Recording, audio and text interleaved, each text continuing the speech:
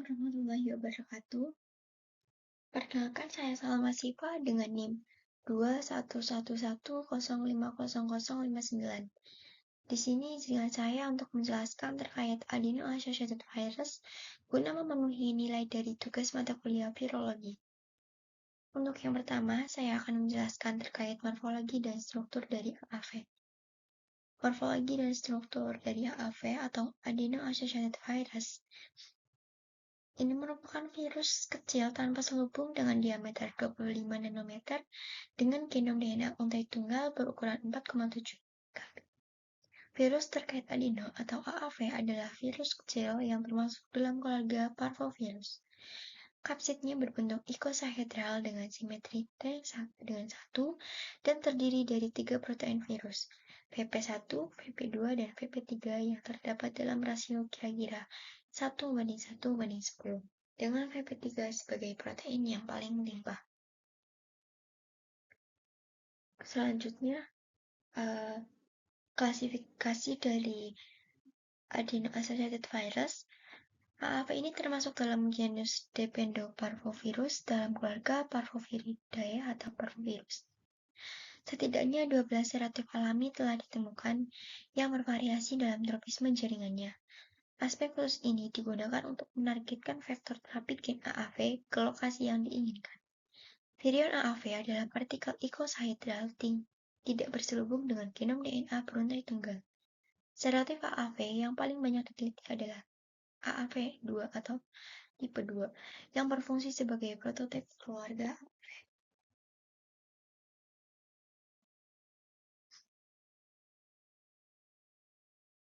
Kemudian, penyakit yang ditimbulkan. Meskipun AAV telah dipelajari selama lebih dari 50 tahun, hanya sedikit yang diketahui tentang infeksi alami dari virus ini. Fakta ini mungkin lebih mengejutkan mengingat antibodi anti-AAV ditemukan gejala pada 50% populasi manusia. AAV telah ditemukan pada sel darah manusia, leher rahim, penis, air mani, hati, sel epitel, endometrium, cairan ketuban, dan bahan aborsi. AAV ini ditemukan berakibat fatal bagi embrio tikus pada tahap awal kehamilan, dan infeksi transplasental terjadi. Pada manusia, menurut Tobias et al. Pada tahun 1994, DNA AAV terdeteksi pada 40% materi aborsi pada trimester pertama kehamilan, namun tidak pada materi aborsi pada trimester kedua atau ketiga.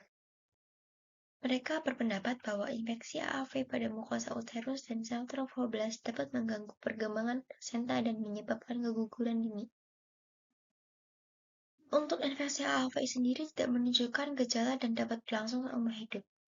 Kurangnya penyakit terkait yang dapat diidentifikasi dan kapasitas unik vektor AAV rekomendasi untuk mentransduksi sel yang membelah dan tidak membelah dengan efisiensi tinggi, ekspresi transgen jangka panjang, imunogenitas rendah, dan tropisme jaringan selektif membuat AAV menarik untuk terapi gen.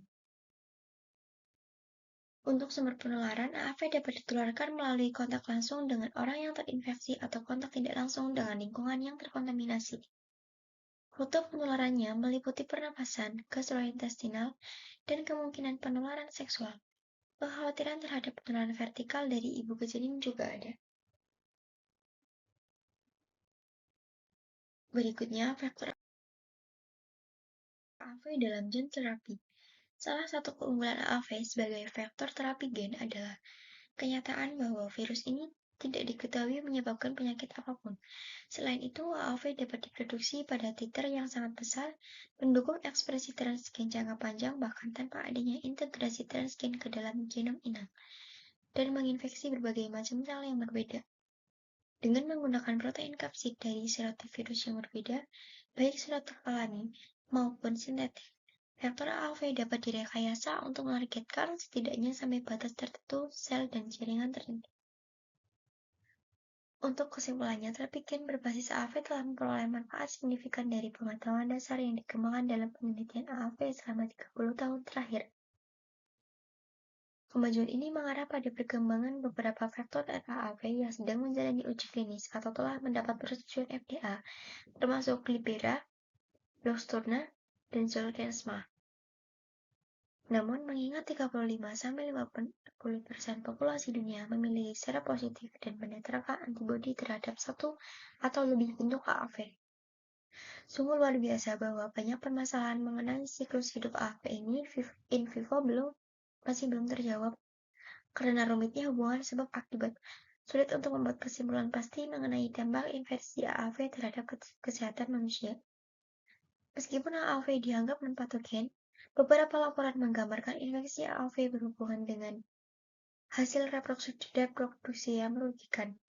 Kaitan AAV dengan perkembangan tumor masih kontroversial. Beberapa penelitian melaporkan efek onkogenik dan infeksi AAV seperti pada karsinoma hepatoseluler, dan penelitian lain menunjukkan adanya peran penekan tumor seperti pada kanker serviks terkait HPV. Mungkin itu yang bisa saya jelaskan. Untuk segala kekurangan dan kelebihan saya mohon maaf.